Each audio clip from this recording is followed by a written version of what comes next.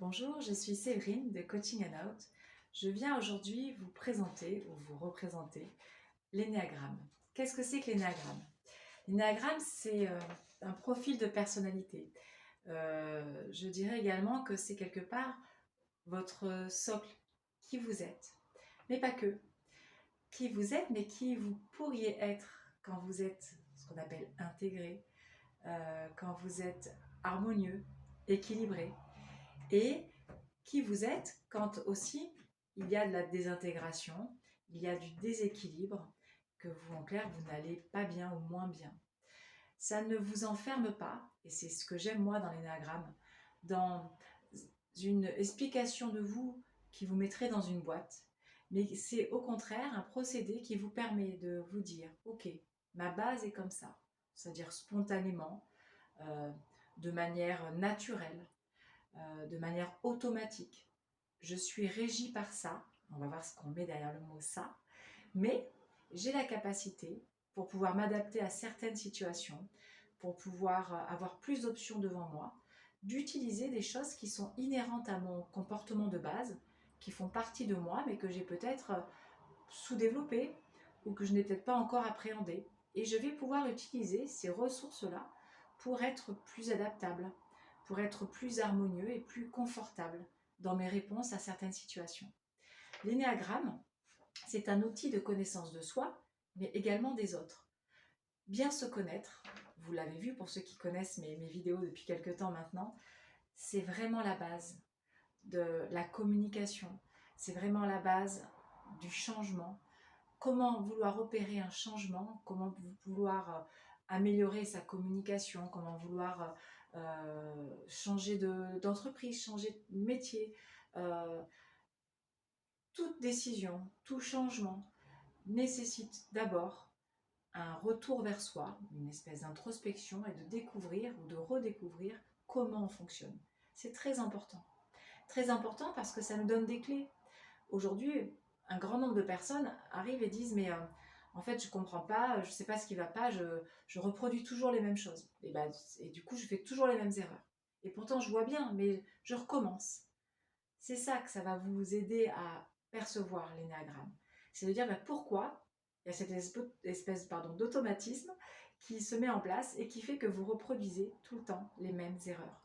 C'est tout simplement parce que vous avez un mécanisme de base qui est là, que vous utilisez à chaque fois pour répondre à plusieurs situations et qu'il est certainement très approprié pour une réponse, pour une situation, mais peut-être bien moins pour les autres. Et ça va vous permettre de dire, ok, parmi du coup l'éventail qui se présente à moi, tous ces autres chiffres, on a tous les énéatypes en nous, d'accord? C'est juste qu'on a certains qui sont préférés, privilégiés, et ceci depuis notre enfance. On ne change pas d'énéatype, on vient juste leur donner une nouvelle coloration, une certaine nuance, on vient les étoffer pour nous permettre, comme je le disais, d'appréhender plus facilement le monde qui nous entoure. Quand je dis connaissance de soi, je viens d'en parler, mais j'ai parlé aussi de connaissance des autres. Si nous, on est régi par des règles internes, intérieures, par des moteurs, par des peurs, nous verrons que l'énéagramme, c'est un outil qui part du principe que nous avons 9 peurs, dont certaines plus fortes que d'autres. Et c'est ce qui fait que du coup, nous adoptons nos comportements, nos stratégies en fonction des peurs que nous avons. Donc si nous avons ces peurs, ces moteurs, ces compulsions, ces fixations, ce sont des mots qui sont utilisés dans l'énéagramme, mais c'est que l'autre a également ses peurs, ses compulsions, ses frustrations, ses façons d'envisager ses stratégies pour envisager une situation, une réponse donnée. Et comprendre que nous, on a ces mécanismes, ces automatismes qui par moments sont enfermants, nous permet aussi, avec empathie, de comprendre que l'autre est régi par les mêmes règles. Certes, ce n'est peut-être pas le même énéatype que nous. Tout le monde n'est pas neuf. Quête d'harmonie, par exemple. Et si moi je suis un 9, quête d'harmonie, et qu'en face de moi, j'ai un 1 qui est le perfectionniste, il va falloir trouver des astuces pour comprendre que ce qui régit l'un, l'évitement du conflit, que toutes les choses soient paisibles, surtout pas de vagues, et que ce qui régit l'autre, c'est la peur de faire des erreurs, que les choses ne soient pas quelque part sous contrôle, qu'ils puissent se tromper, ces deux-là, il va falloir qu'ils trouvent un terrain d'entente. Et pour cela, comprendre que je suis régie par telle peur, par tel mécanisme, que l'autre est régi par celui-là, va nous permettre de développer des qualités de communication, en tout cas de trouver un terrain qui soit à la fois acceptable pour le neuf, qui cherche l'harmonie, et à la fois pour le 1, qui va vouloir, dans un souci d'efficacité, de rigueur, oui, de perfection, arriver vers quelque chose qui peut-être pourrait être un peu plus harmonieux pour lui, en allant s'inspirer de comment fonctionne le neuf. Donc, nous voyons que c'est un outil de développement pour soi, mais également de compréhension de l'autre. C'est un outil qui est régi par nos 9 peurs fondamentales. Donc, chaque énéatype est relié à une peur. Je ne vais pas toutes vous les citer. Pour cela, il faudra venir me voir plus tard. Mais en tout cas, ces peurs sont des peurs inhérentes, parfois conscientes, parfois non, qui nous poussent vers des stratégies. Je vais reprendre ce 9. L'évitement, la peur du conflit va faire qu'il va développer une espèce de compulsion qui va être surtout d'ignorer les conflits. C'est-à-dire même si je vois qu'il y en a un, qu'il est latent, qu'il y a plein d'éléments qui font qu'il va y avoir un conflit, j'ignore complètement ça. Donc ça va être sa compulsion, ignorer le conflit. Mais par contre, sa motivation, entre guillemets, ce qui va le motiver, c'est le moteur, ça va être un pacifique. Ça va être soutenant, être facilitant pour le groupe. Voilà ce qui le motive, le 9. Donc, l'évitement du conflit, la peur surtout de ne pas être paisible, la peur de rentrer dans un conflit, ça c'est sa peur. Et à côté de ça, une motivation, c'est d'aplanir les choses, qu'il règne la paix quelque part autour de lui, qu'il soit soutenant, qu'il soit aidant et facilitant pour les autres. On verra, quand on fera votre analyse d'énéagramme, que vous avez une base, je viens de parler du 9, mais que cette base, elle s'entend, elle se complète avec ce qu'on appelle nos ailes. Nos ailes, ce sont les deux numéros qui sont de part et d'autre de notre base. Le 9 a comme aile le 8, quête de pouvoir, et le 1, perfectionnisme. On peut avoir pas d'aile, donc il y a des personnes qui vont venir avec des retours de résultats de tests où il y aura 0 potentiellement, donc ils n'ont développé aucune aile, ou peut-être 3 là et 2 là, ou 8 là et 6 là. Donc on dira qu'une aile est plus ou moins développée, plus ou moins forte, qu'il y a 0 aile, une aile ou 2 ailes. Les ailes, ce sont des façons de rendre notre base encore plus souple, encore plus adaptable, et vont nous permettre de développer d'autres typologies de réponses pour avoir plus d'outils pour nous adapter à certaines situations. Ces ailes, on dit qu'elles se développent à certains moments de nos vies. Certains disent que la première aile se développe autour de début d'âge adulte, 17-18 ans, et que l'autre aile se développerait autour de la quarantaine. Ceci vient a besoin d'être nuancé parce qu'on se rend compte que quand même il y a des personnes qui, vu que le développement de l'aile, c'est une nouvelle réponse, une nouvelle ressource pour aller rencontrer une situation et y répondre de manière plus adaptée. Quand vous rencontrez de manière prématurée, par exemple avant vos 40 ans, une situation de deuil, une situation de licenciement, de séparation, un traumatisme, quel qu'il soit, vous avez bien compris qu'il va falloir trouver, si la réponse de base, notre base, n'est pas suffisante, d'autres façons de pouvoir répondre à cette situation-là. Et peut-être qu'on va anticiper le développement d'une aile parce qu'on aura traversé quelque chose qui nécessitera de manière prématurée d'aller puiser d'autres ressources que celles que nous avons dans notre énergie de base. Voilà à quoi servent nos ailes. On parle d'harmonie complète quand nos deux ailes sont bien développées. Vous voyez que pour voler, c'est quand même plus pratique de voler avec une aile qui n'est pas atrophiée, que les deux soient assez équilibrés. Mais ça, c'est pareil, c'est tout un travail et on n'est pas obligé d'aller tout le temps être en renforcement de nos ailes. Ça peut être, comme avec une personne là, que je viens de quitter sur une séance sur l'énéagramme, qui prend conscience que de temps en temps, son 8 pourrait être bien utile dans des circonstances où on vient lui donner par exemple des responsabilités sur un projet. C'est quelqu'un qui a du mal à affirmer ses besoins, à dire non, qui doute beaucoup de ses capacités, de sa place à prendre dans un groupe, etc. Donc le fait qu'on vienne lui confier un projet, à la fois super, très excitant, le 1 là, il va être content parce qu'il va pouvoir mettre des choses en place, planifier, organiser, mettre son côté rigoureux, parce que ça demande ça, la gestion de projet.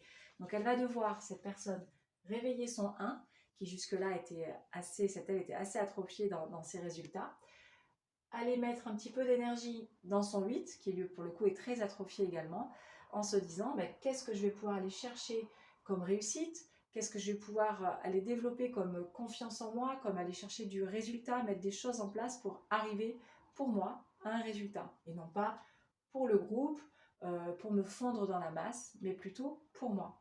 Donc vous voyez que l'aile, et les ailes ont cette utilité d'aller de temps en temps, quand il y a un challenge à relever, quand il y a une situation à, à, à affronter, peut-être qu'une aile sera plus utile que l'autre.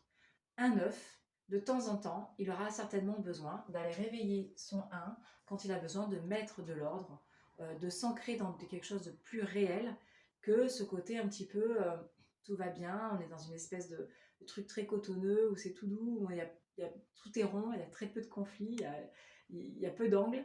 Le 1, bah, de temps en temps, lui, il va mettre des angles, il va mettre des points, il va mettre des à la ligne, il va structurer parce que de temps en temps, il y a besoin. Voilà. Donc, et là, je m'applique à cet énéatype-là, mais c'est valable pour tous les énéatypes et tout à l'heure, j'en prendrai d'autres pour vous illustrer mes propos.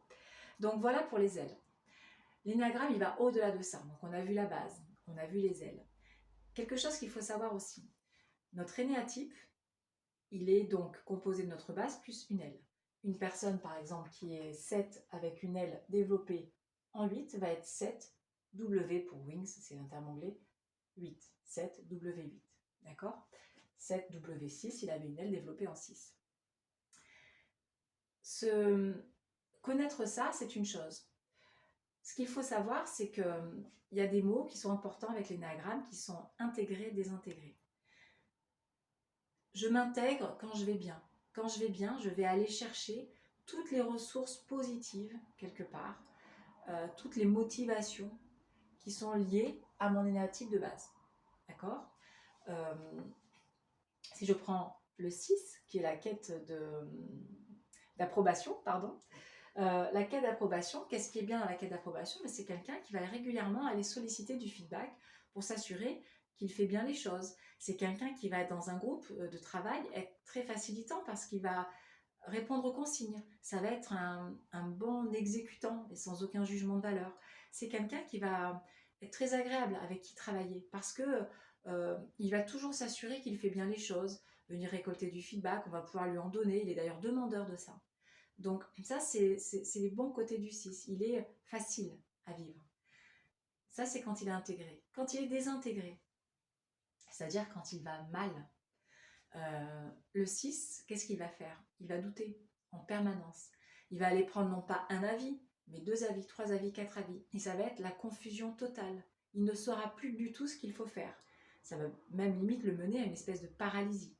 Donc, prendre conscience que quand on va bien, on peut prendre tous les bons côtés de notre base, voire de nos ailes. Parce que c'est ça qu'il faut bien prendre en compte, c'est plus on ajoute des éléments à notre base, plus on va prendre tantôt les bons côtés quand tout va bien, mais on vient démultiplier les mauvais côtés, c'est-à-dire qu'on prendra ceux de notre base, mais également ceux de nos ailes.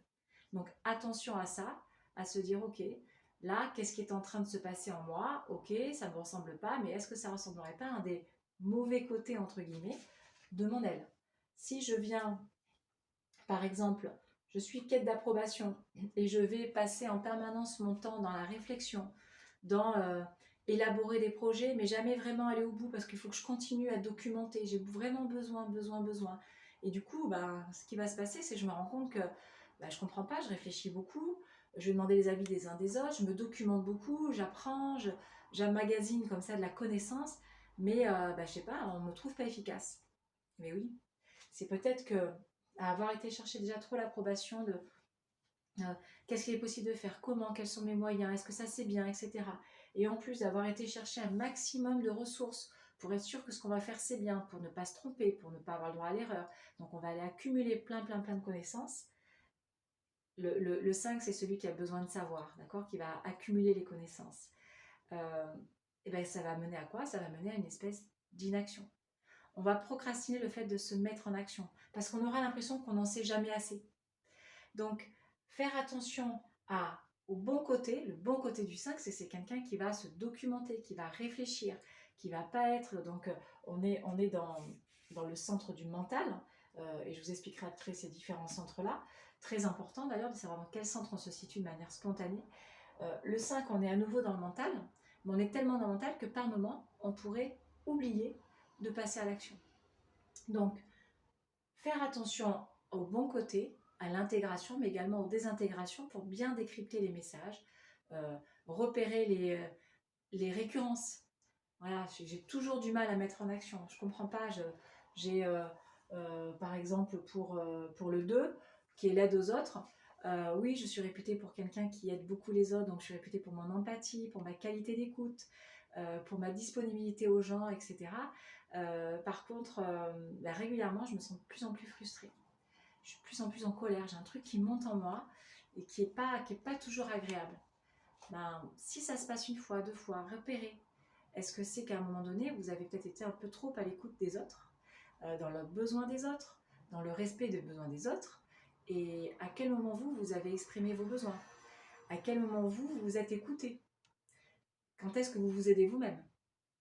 Et peut-être qu'à force de se dire, j'aide un tel, et puis voilà, hein, quand moi, le peu de fois où j'ai eu besoin de quelqu'un, alors qu'on ne l'a pas exprimé parce qu'on n'ose même pas le faire, mais là où j'aurais eu besoin, il aurait pu voir que moi j'avais besoin, et il n'est pas venu, alors que moi j'aide tout le temps. Vous voyez, à force d'utiliser son mécanisme à outrance, sans percevoir que c'est peut-être un peu trop, on va prendre petit à petit le contre-pied de ça, c'est que de l'altruiste, le généreux, le tourner vers les autres, on va devenir frustré, voire agacé par l'autre.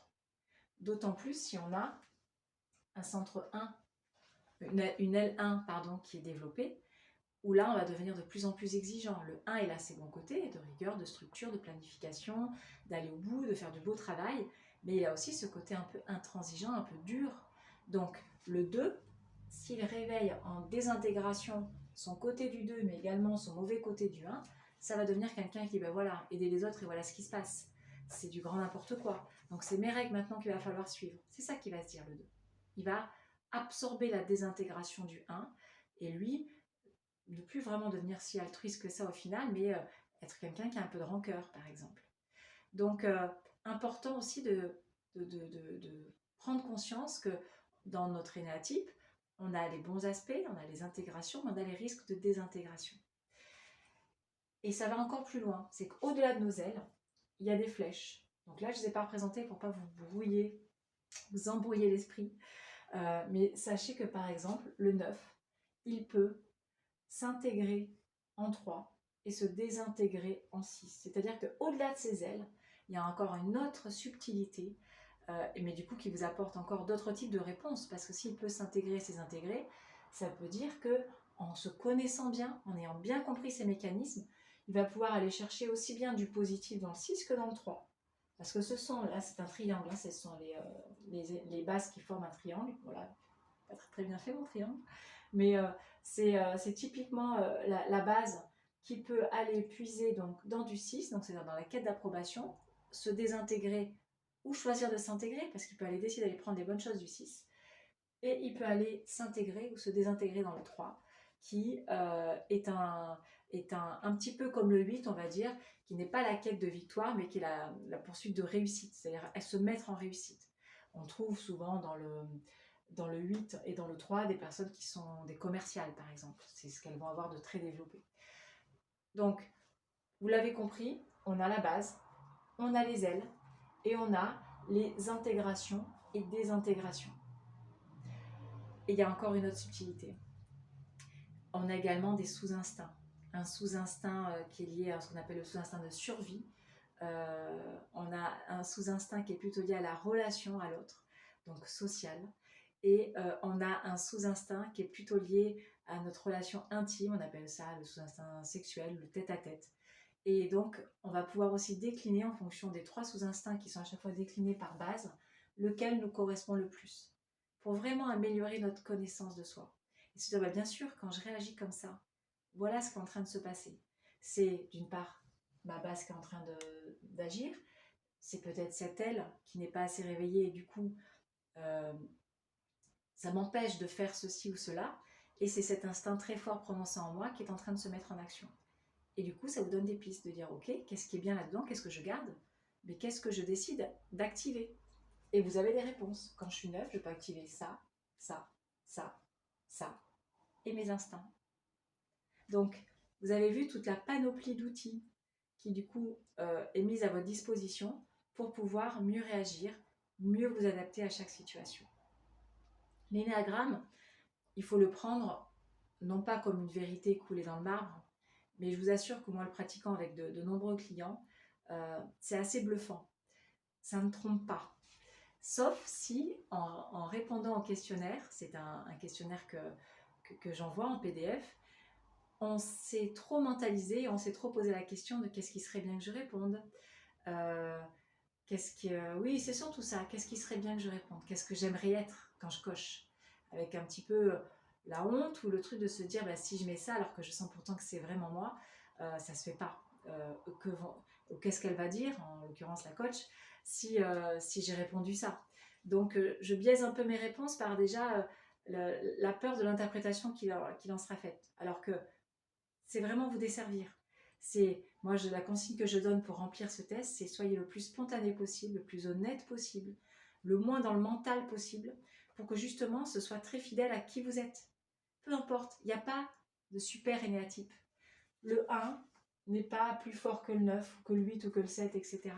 Le 1, il a l'air moins rigolo, le perfectionnisme, il a des super aspects.